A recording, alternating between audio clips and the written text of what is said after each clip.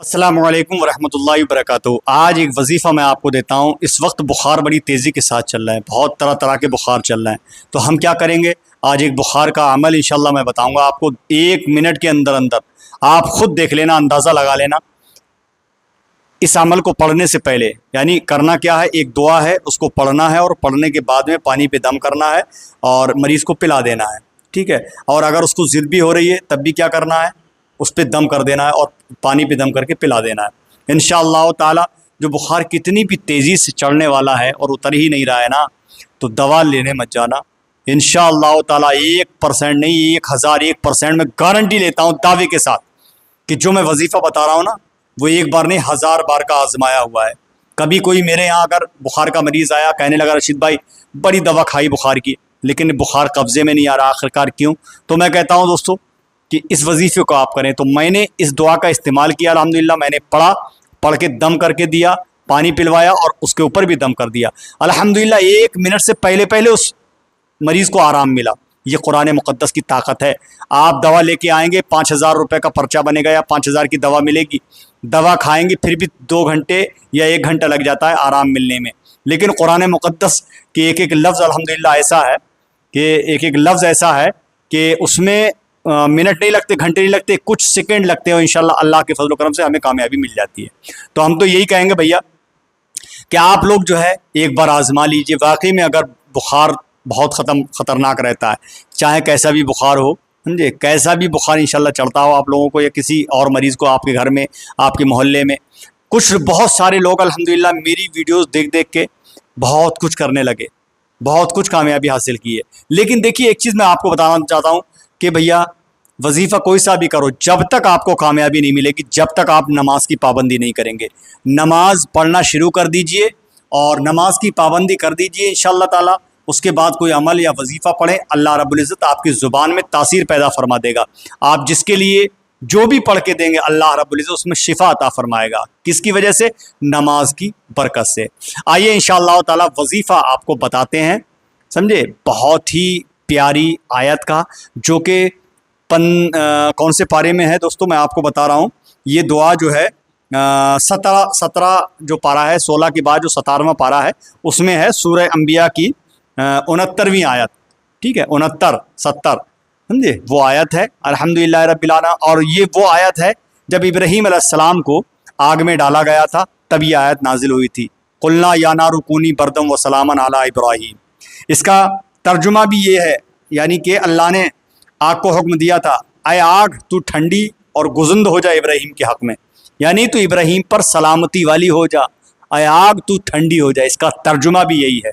तो बुखार में क्या गर्माहट रहती है ना, बदन हमारा आग की तरह फूकता है। इसीलिए इस आयत करीमा का इंशाअल्लाह ताला मैं वजीफ़ा आज आपको बताने वाला हूँ। आइए शुरू करते हैं। बट उससे पहले अगर आप लोगों ने प्लीज़ मेरे चैनल को अभी तक सब्सक्राइब नहीं किया तो सब्सक्राइब कर लें और बेल आइकन को ऑन कर लें। कोई भी वीडियो मैं अपलोड करूँ उसकी नोटिफिकेशन आपको मिल जाए। वीडियो को लाइक करके इस वीडियो को शेयर कर देना। ये हमारा नया चैनल है, प्लीज़ सपोर्ट करो आप। चैनल मोनीटाइज अभी नहीं, कुछ भी नहीं, शुरुआत है, हमने शुरुआत की है। हम मेहनत कर रहे हैं और हम कोशिश कर रहे हैं इंशाअल्लाह ताला कि आप लोगों का प्यार हमें मिलेगा। तो प्लीज़ आप हमारे चैनल बाबर रशीद ऑफिशियल को प्लीज़ एक बार फॉलो कर लें और सपोर्ट कर दें इंशाअल्लाह ताला, ठीक है। आइए शुरू करते हैं वजीफ़ा मोहब्बतों के साथ इंशाअल्लाह ताला। आप सुन लीजिए, क्योंकि जिस आयत करीमा का वजीफ़ा मैं बता रहा हूँ ना, ये बड़ी पावरफुल है।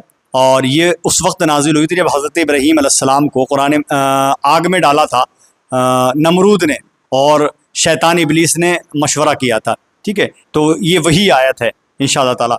मोहब्बतों के साथ आप सुन लीजिए। अब करना क्या है, सबसे पहले तो बिस्मिल्लाहिर्रहमानिर्रहीम पढ़ लीजिए। अगर किसी को बहुत तेज़ बुखार है और बुखार उतर ही नहीं रहा है, ठीक है, तो बिस्मिल्लाहिर्रहमानिर्रहीम पढ़ लें। फिर जो मैं दुआ बता रहा हूँ, या नारो कूनी बरदम व सलामन अला इब्राहीम, इसको 17 बार एक सांस में पढ़ लीजिए। कितनी बार? 17 बार।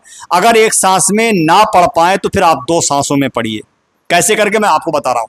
जो सांस में बिस्मिल्लाह शरीफ सांस में शामिल नहीं हुई वो अलग से पढ़िए, मैं आपको पढ़ के बता रहा हूँ। बिस्मिल्लाहिर्रहमानिर्रहीम, ठीक है।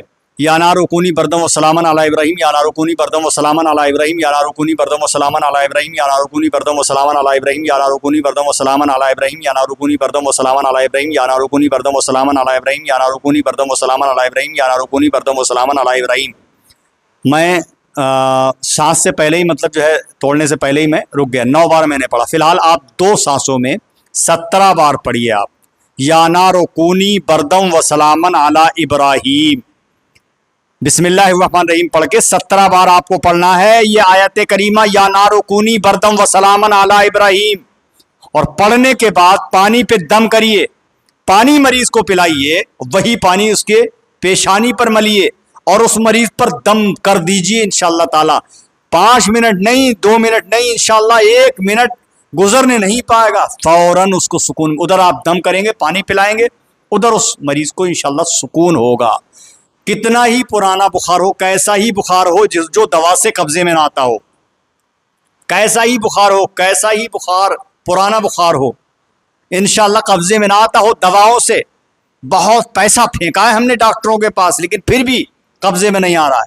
तो आप या नारुकूनी बरदम व सलामन अला इब्राहीम बिस्मिल्लाह शरीफ पढ़ के 17 बार पानी पे दम करके मरीज को पिला दीजिए और मरीज पर दम कर दीजिए। यह अमल मुतवातिर रोजाना करें बिला नागा 11 रोज तक, बिना पैसे बिना दवा के इंशाअल्लाह ताला। अगर आपको कामयाबी ना मिले तो रशीद अख्तर से जो चाहो वो बोल देना। समझ रहे हैं आप? हमारा मिशन रहता है कि अच्छी चीज़ आपको मिलेगी और इंशाल्लाह अच्छी जानकारी हम देते हैं आपको। बाकी अब लेना ना लेना ये आपका काम है, करना ना करना ये आपका काम है भैया, समझे? आप इंशाल्लाह ताला करेंगे तो सोने पे सुहागा, नहीं करेंगे तो भाई मेरा नुकसान थोड़ी है।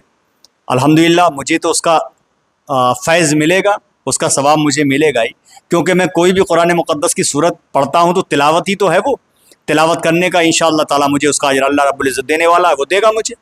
बाकी आपको क्या करना है क्या नहीं करना है वो फ़ैसला आप करेंगे। तो दोस्तों कभी भी हमारी वीडियो मिस ना किया करो।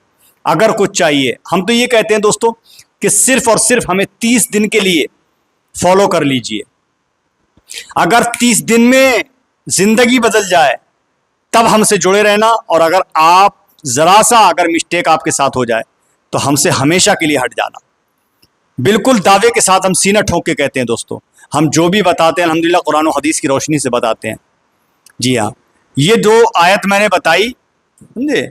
ये 17वें पारे की आयत है, सूरह अंबिया आयत नंबर 69 है ये, ठीक है? सूरह अंबिया 17वां पारा सूरह अंबिया और आयत नंबर 69 है। या नारुकूनी बरदम व सलामन अला इब्राहीम। देख लेना, इसका तर्जुमा पढ़ लेना। ये तर्जुमा होगा, आय आग तू इब्राहीम पर ठंडी हो जा, इस इब्राहीम पर सलामती वाली हो जा। जिसका तर्जुमा ये है तो इंशाल्लाह बुखार में भी आग होती है, उससे भी आपको शिफा मिलेगी।